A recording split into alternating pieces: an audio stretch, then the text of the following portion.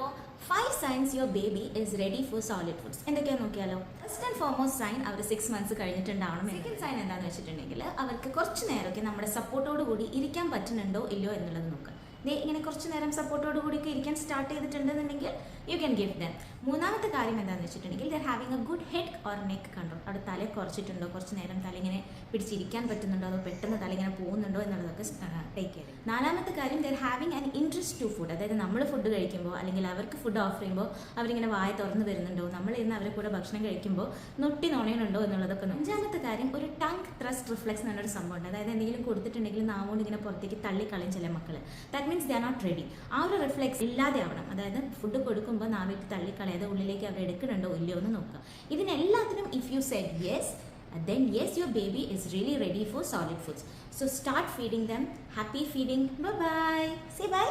Bye bye.